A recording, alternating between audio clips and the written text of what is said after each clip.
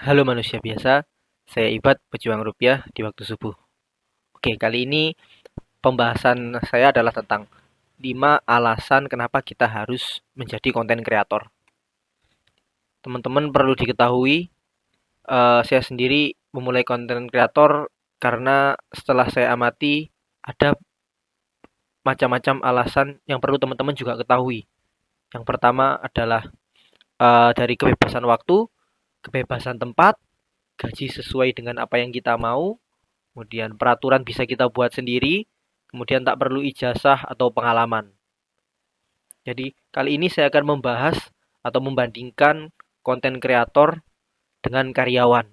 Jadi dari segi waktu, kebebasan waktu ketika kita menjadi konten kreator sendiri itu kita yang bebas mengaturnya.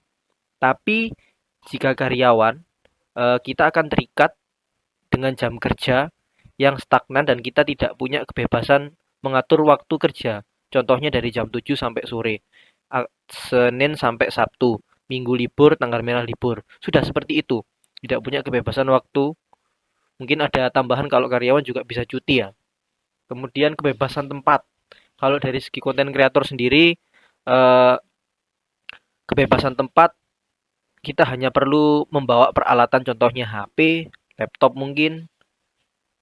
Tapi di sini saya masih memulai hanya dengan HP terlebih dahulu ya, dengan internet tentunya. Tapi jika karyawan, teman-teman harus pergi ke kantor atau tempatnya harus tetap, atau perusahaannya itu ya, atau pabrik mungkin. Alasan ketiga kenapa kita harus menjadi konten kreator yaitu perihal tentang pendapatan atau gaji. Teman-teman di sini pastinya kerja atau apapun itu pastinya pengen dapat uang kan, realistis ya. Eh, jadi ketika kita memutuskan untuk menjadi konten kreator, kelebihannya teman-teman bisa menentukan gaji semau kita. Semakin kita bekerja keras, maka hasilnya akan semakin tinggi.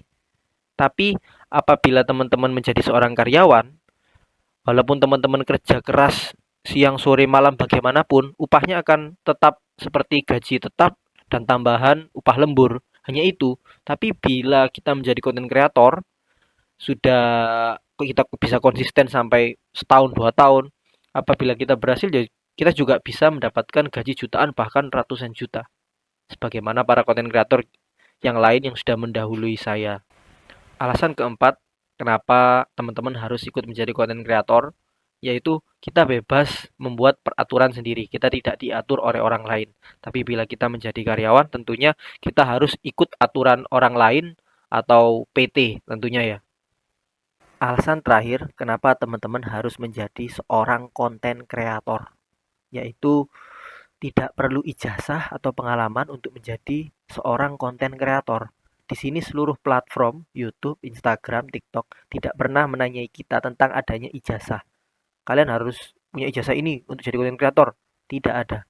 Tapi bila teman-teman ingin menjadi seorang karyawan, di situ teman-teman akan ditanyai oleh para HRD tentang ijazah atau pengalaman. Itu teman-teman. Perlu kalian pikirkan apakah saya harus tetap menjadi karyawan atau harus beralih untuk menjadi konten kreator. Untuk berikutnya akan saya bahas tema tentang jangan menjadi konten kreator sebelum menjadi karyawan. Jadi penting juga teman-teman untuk menjadi karyawan di awal karena perlunya modal untuk beli HP atau internet ya.